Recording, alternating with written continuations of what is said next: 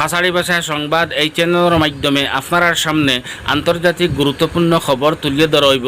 গতিকে আপনার কাছে রিকোয়েস্ট, দয়া করে এই চ্যানেলটা সাবস্ক্রাইব করিয়া সঙ্গে থাকবা এবং ভিডিওটা লাইক শেয়ার করবা, যাতে গুরুত্বপূর্ণ খবর ছাড়া মাত্র সর্বপ্রথম আপনার কাছে যায়। আর যারা আগে থেকে সাবস্ক্রাইব করে দিয়েছেন আপনারা অসংখ্য ধন্যবাদ। আজকের গুরুত্বপূর্ণ খবর হইল, আগামীকাল শুক্রবারে ইন্টারন্যাশনাল ক্রিমিনাল কোর্টের পক্ষ থাকিয়া ইসরায়েলের প্রধানমন্ত্রী বেঞ্জামিন নেতানিয়াহু এবং প্রতিরক্ষা দফতরের প্রধান ইউ গ্যালেন্টর বিপক্ষে এবং হামাসের 3 সদস্যর বিপক্ষে ওয়ারেন্ট জারি হইতে পারে।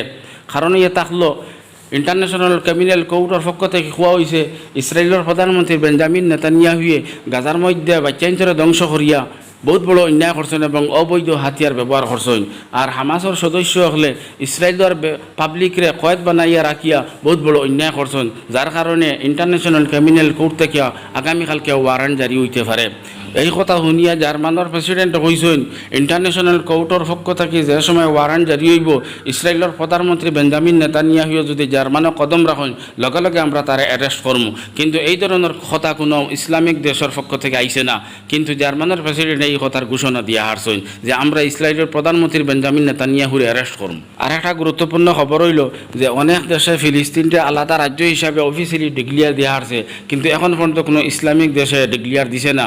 কলম্বিয়ার রাষ্ট্রপতিয়ে কইছেন যে আমরা তো ফিলিস্তিনটা আলাদা রাজ্য হিসাবে ডিক্লিয়ার দিছি এবং ইয়েরুশলেম হইল ফিলিস্তিনের রাজধানী, গতিকে ইয়েরুশলেমের মধ্যে আমরা এম্বাসি খুলমু। ইরানের রাষ্ট্রপতি ইব্রাহিম রাইসির হেলিকপ্টার দুর্ঘটনা হওয়ার আসল কথা বাহির হইয়া আইছে যে তার লগে আরও 2টা হেলিকপ্টার আসলো। এই 2 হেলিকপ্টার পাইলটে কইরা যখন আমরা পাহাড়ি অঞ্চলে রওনা দিছি, কিছু জায়গা যাওয়ার পরে দেখা গেল খুব বেশি কুয়াশা।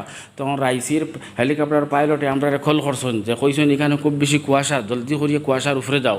তখন আমরা 30 সেকেন্ডের ভিতরে কুয়াশার উপরে গেছি, কিন্তু রাইসির হেলিকপ্টার হয়ে গেল কিতা হইলে আমরা কইতে পারতাম না। হয়তো 30 সেকেন্ডের ভিতরে তাই উপরে যাইতে পারছুন না। রাইসির হেলিকপ্টার পাইলট তাই উপরে যাইতে পারছুন না, কোনো পাহাড়ের লগে বা গাছের লগে ধাক্কা খাইয়া ঘটনা হয়ে গেছে, কিন্তু আমরা জানি না যে হেলিকপ্টার কোনবাই গেল। যদি এই ধরনের কিছু কথা বারোইয়া, আর কিন্তু ইরানে এটা রিসার্চ করেন যে এটার পিছনে কেউ চক্রান্ত আছে কিনা, কেউ এটার লগে জড়িত আছে কিনা, এটা তার রিসার্চ করিয়া বার করব। কিন্তু ইরানে এখন পর্যন্ত কোনো জবাব দিছে না, কুচ্ছু মাতেন না। ইরান এখন পর্যন্ত রিসার্চের মধ্যে আছে।